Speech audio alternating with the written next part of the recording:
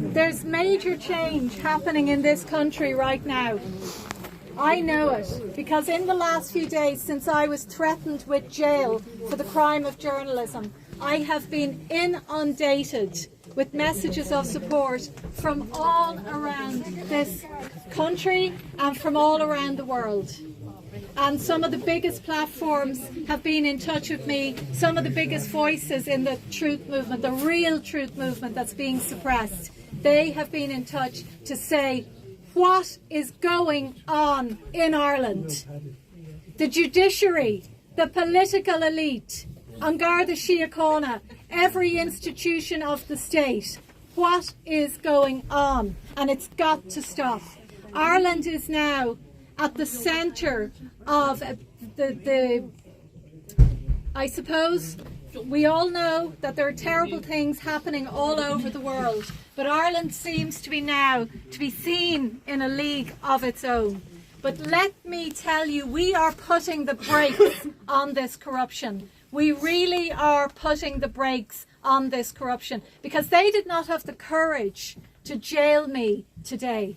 They did not have the courage. And the 3 detectives that came to arrest me at my home on Wednesday, I know that all of them that were involved in that, including RTE, that sat and tried to portray me as some sort of criminal involved in harassment, they're all getting very, very frightened and very ashamed of what they're involved in. They know. Shame on They them. know. Shame on them. The Irish people have had enough. We saw the other night on prime time, even in RTE, where they handpick their they handpick the audience. When they were asked, do any of you here support the EU Migrant Pact? Not one hand went up. Not one. And they are representative of the most woke part of the population. So that is reflective of the mood on the ground. Every one of you who came here today, let me tell you that you are battling, you are saving this country, because I could not do that on my own. I couldn't. If I was on my own in there today, they would have sent me away. They would have taken me to Mountjoy, and I might not have been seen again for a while, like Enoch Burke.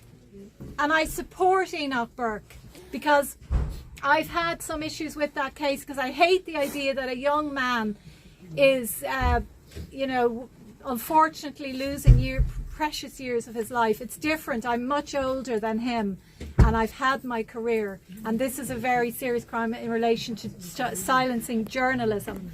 But unfortunately, Enoch is left in there and he's rotting away as a young man, and it is absolutely disgraceful, and he should be released. He should be released. But you see what happened. He has no violent intent, and he should be allowed to go back and do his job. So people are getting sick and tired, the wider public. And today we put manners on those powerful gowns in there. They think that they put on their fancy dress, the same with these people in these fluorescent jackets. They put on their fancy dress every single morning, and that gives them the power to abuse us who pay their wages. We who are their masters. They serve us. That's why we call them public servants. But they have stopped serving us. And when they stop serving us, the social contract ends. They no longer have any power over us. Now, we gladly say that if An Garda Síochána return to being our servants, to using resources to go and investigate real criminals, not to use your taxes to come to the home of a journalist and take her away in an unmarked car. Shocking. This is an unbelievably dark day. And this also stems back to the fact that another journalist who was attending court several decades ago, when she was returning home from court, we know what happened to her. We know what happened to Veronica Guerin. And because I said that the state had questions to answer in relation to her murder, Her brother has been harassing me in these courts for almost 6 years. And that case begins again on Tuesday, that pantomime. So they're trying to wear me out with these farcical court actions, lawfare, not warfare, lawfare. But let me tell you, they're not going to wear me out, because I will continue to fight them until we get this corruption under control. Another innocent man, Aaron Brady, is today locked up in Portlaoise prison.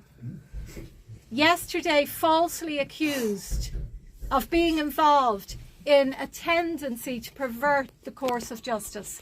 What he was doing was perverting the course of injustice, because his crime, his latest crime, is that he recorded a video of a Garda interview whereby the Garda, Mark Phillips, detective, one of the gang that was involved in my arrest the other day, detectives, all plain clothes, he was involved in intimidation and coercion of a witness. Aaron Brady knew what was happening in that interview was corruption, and he took a video of it to clear his name so that he could be reunited with his young son, his wife, his parents, his family. And he has been done for the perversion of the course of justice. Outrageous. Aaron Brady is innocent. Enoch Burke is innocent. As are you. I am innocent. All of you are innocent. They want to criminalise any of us that stand against mass immigration, that stand against state corruption, that stand against big pharma, that stand against fake news media. That's why they've all their guards here today, to criminalise all of us. So I'm asking you to please do not lose hope. This is a massive achievement today. They're too afraid to jail me, because they know if they jail me, the repercussions are going to be massive. For Conor Dignam, for all of these people, and for the people up in Leinster House who are no doubt getting orders from their external masters to carry on this charade today. Because no doubt he was on the phone getting his orders, that judge, from Leinster House. So please, I want you to leave here feeling this is a great day. We've achieved an awful lot. We're getting this on.